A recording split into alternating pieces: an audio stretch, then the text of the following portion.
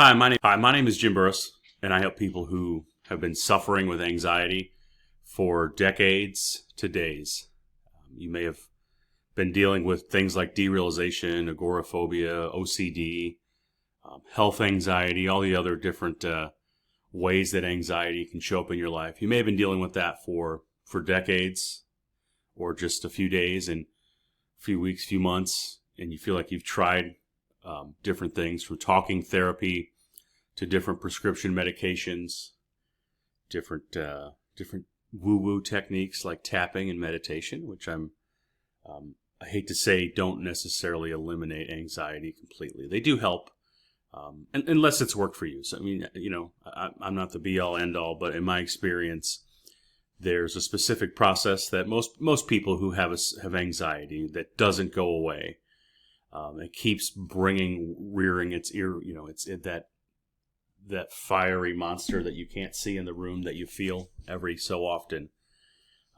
I help people overcome that so they can get on with their life and start the business they've always wanted to start, or the different career that they've always wanted to get into, or maybe you're a musician and anxiety's been holding you back, or an artist, whatever it is. I'm here to help you with that. And today I want to talk to you about some topics in a couple of my favorite books that I'm assuming you're aware of if you're interested in this channel and this video found you. Today I want to talk to you about a concept from Neville Goddard's books. You may or may not have read them. I'll put the link in the bio or in the description down below.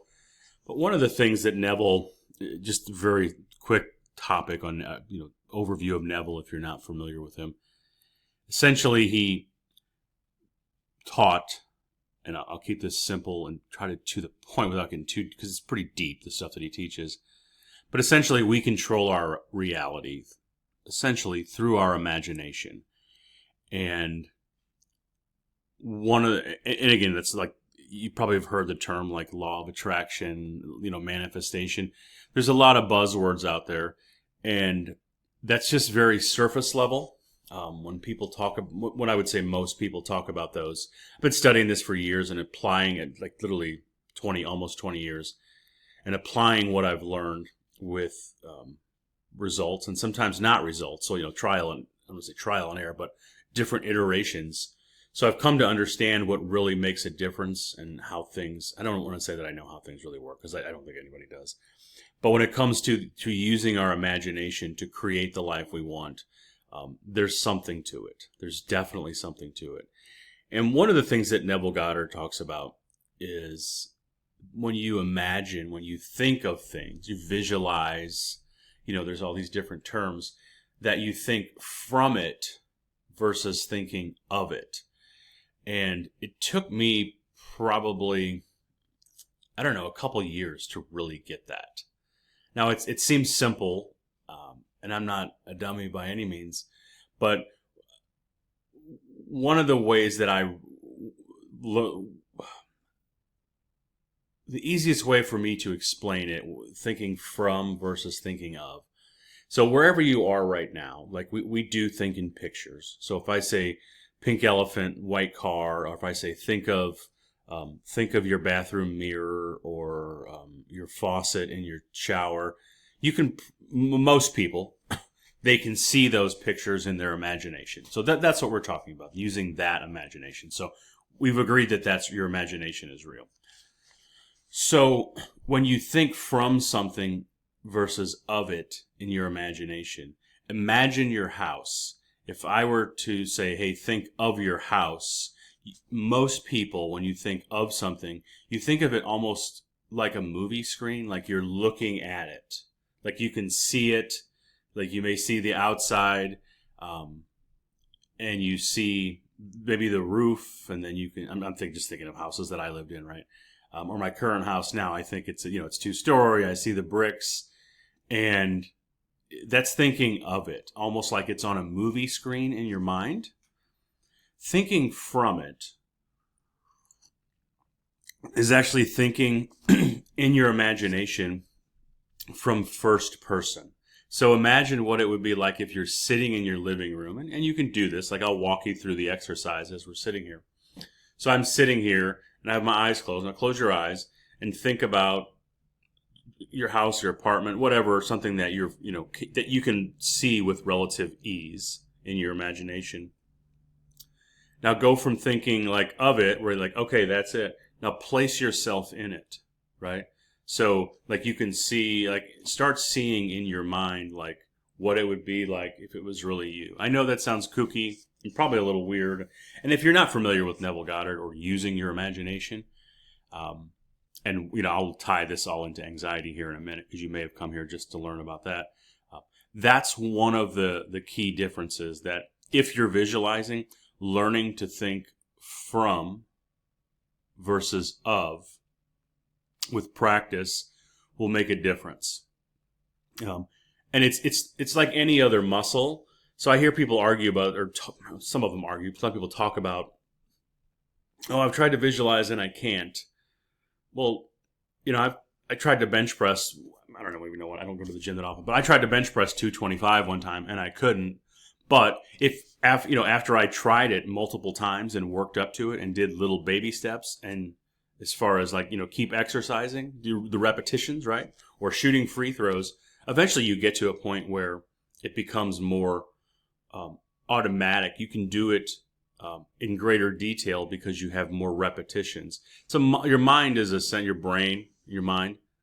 They're two separate things, but think of them. If you think of them as one now, it doesn't matter for this analogy. It's a muscle, right? Your thinking muscle is, I don't want to say it's no different, but it's essentially the same concept to build, your forearm, or you're doing squats or bicep curl, whatever, right? Most people get that analogy. Your brain, mind, whatever you visualize with is essentially the same concept as far as like how it's developed. It's developed through repetition and through certain exercises, right? And I'll talk briefly about the exercises, and I'll make more videos about those to help you. But if you visualize, if you're at a point now, most people with anxiety everyone can visualize, but if you're trapped right now in those what if thoughts, and you're like kind of in an anxiety spiral, as I call it, I have some other videos that will help you calm that down and ultimately get you out of that. So if you're trying to visualize and can't with anxiety, there's hope, right? So that's the point, the premise of this video is there's hope, but also that if you're going to visualize, you need to do it correctly to get maximum benefit from it. And it's a very deep dive into why thinking from versus of. It's a very deep. I mean, it's literally, this book is however thick. It's not all about thinking from, but kind of. And one of the things too, as you're thinking from something, so whether you're thinking from something that you already have, or which you would want to do, or if you're thinking from, let's just say you're trying to create, you're not trying to do anything. Let's just say that you want to drive a Tesla, or I don't know, people like fancy cars. I'm not a car guy, but let's say you want a Ferrari or whatever, right? So one of the things that you can do to help think from it is physically go see it, right? Go to that dealership, and I'm sure that people go to them all the time, so you might want to, make sure you dress nice so you can actually, if you're not in a position to actually buy it, they can probably sniff that out pretty quick. So, or just be honest with them and say, hey, I want to buy it. I just want to sit in one to see what it feels like, right? So do that, and then take the time to like close your, look at it, study it, right? Study the car, just like you would study anything else, like all the little details, and I'm looking at this microphone. I'm studying the microphone. I go, okay, so there's the curvature here, and then there's a little lip, and it kicks back out, and then it's got the blue. I'm facing me, the blue logo. It's a little nameplate. It's about 1/8 of an inch thick, and here's the buttons, and there's a red light. So I'm studying that, right? So whatever it is that you want, study it in great detail, if to the best extent possible, right? And that will help you think from it. So in that example of the car, once you've studied it, or you could probably do it looking online at pictures. I'm assuming you can. Being in person is just going to be better, because you can literally use all of your the senses that would be relevant. Your eyes to see things. You can smell the car, which is a sense. And all the senses, the inputs are to our brain, to our mind, and our conscious and then subconscious mind. So as you're studying it, be present, which is the key. So just be there. And, so it help you memorize it. And then as you're visualizing, think about what it was like. Like, try to place yourself back in the car. Not looking at a picture of it, but sitting in the car, and as you're visualizing, slowly bring in your senses that you used when you were studying it. So think about the smell of the car. And don't worry if you can't do this all the first time you do it. Again, going back to like a gym analogy, if you're trying to bench press 225, I don't know if that's a lot of weight, I should know. But if you're let's just say you're trying to bench press 350, the first day you do it, again, you're not going to be able, most people aren't going to be able to do it, but you work up to it. So as you bring your senses into the visualization, it's the same thing. Okay, the first day I tried it, man, I got frustrated and these other thoughts kept coming in, or damn it, I can't do this. That's okay. Just keep with it. Do it, do repetition throughout the day. It doesn't have to be, 30 minutes. It could be 17 seconds, right?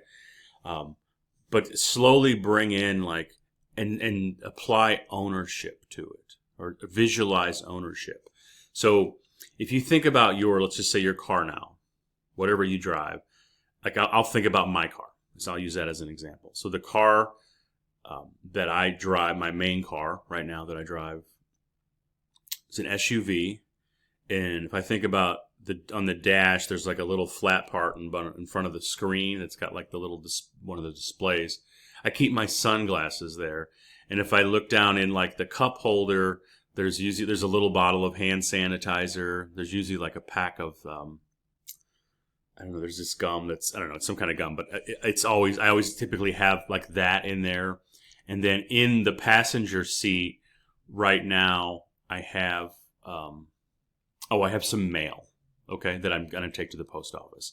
So if I were to visualize I'm going to buy a Tacoma. So I'll just do a real world example. I'm going to buy a Tacoma this year. And I've had a Tacoma before, so it's not a huge goal. I just like them. I want a brand new one, and I want to pay cash for it. So as I visualize that Tacoma, and I'm relaxed, and I'm seeing it in my mind, not from your eyes. You don't need to try to see from your eyes. You need to see from your mind. Just a little. You'll get it the more you try it. Bring in the senses. Okay, what does the steering wheel feel like? And I'm feeling that in my imagination. Okay, and I can see that there's this little bar next to the little shifter knob or whatever it's called now. Where you put it from park to drive. My daughter calls it a Prindle because it's park, reverse, neutral, drive, low. I guess they learned that in school. But it's the thing that puts it in gear. There's probably a better name for it. I see that, and then I see, the Tacoma's a little different than my car, so where would my sunglasses be here? Okay, they're going to be in the little thing in front of the shifter. There's like a little spot. Okay, I can see my sunglasses there. I'm seeing it from there. So I'm not like looking down like a movie screen. I'm in the car, right? And in my imagination, I guess you could turn your head if you want to, but in my imagination, I'm seeing, there's that mail, my mail, letter mail that I have to take to the post office. So I see that, and then just add to it, right? Continue. And again, if you're looking for a house, imagine like your current furniture, if that's what you want, in your imagination. That will help you think from it. So, use ownership. So ownership items, and then just keep doing it over and over and over, right? And there's some exercises that I'll talk about here at the end of this that'll help you build that muscle. But just take the time to do that, okay? And that'll help. It'll do two things. So if you have an anxious mind, if you're watching this video because you're the typical person that comes to this channel, somebody that's struggled with anxiety, maybe a little hard for you at first to to control your mind enough to get a very clear picture. And that's okay. We're going to help you with that. But if you're watching this video just because you saw the title of Thinking From versus Of, just get the repetitions in, and you'll almost get to the point where you can see. One of the analogies I use, like when I write, when you, I don't know how to explain this to really make you understand. I just know how it feels. When I write now, because I've learned to be so present, or to be present, meaning not worry about the past or the future, I can almost, when I write, I can almost just look at the tip of the pen, and I don't want to say I don't have to think to write, because there's something going on in your mind, right, in your brain when you're writing, but I can just be present, like I'm writing from the tip of this pen. I know that sounds probably crazy because I don't know how to explain it the way I feel it, but in my visualizations, now that I've been doing it, I've been meditating for a long time and kind of done a roller coaster of really learning to apply it, or stick, the consistency with it over the years. But I've always done it, and over the last, I guess, probably year or so, I've really it's just been a focus of mine to essentially master, to continue just to put the final touches on, my mind and how to use it effectively. So when I visualize now, when I think from something, there are moments in the visualization, and I want to get it to where it's longer, and I am getting it. I have gotten it, right? We're going to speak it into existence, right? To where when I visualize something, I'm no shit, I'm there. I'm at the tip of the pen, if that's like the analogy. So when I see, going back to the car example, there's moments where I'm in deep relaxation, where I forget about everything in, I think this is called the 3D. So I'm just in my imagination in that car. And it's right now, just to be transparent, it's these fleeting moments that I always try to get back to when I visualize. I love being present in the real, like this world. But in my imagination, you can develop it so well that you are literally there. Like it's no shit real. And there's a lot to that. But my goal now is to get those moments longer, right? Of thinking from the goal. So I hope this video was helpful. And if you're struggling with anxiety, and you've just had enough and you've tried everything. I'm not a doctor. I'm not playing one on YouTube.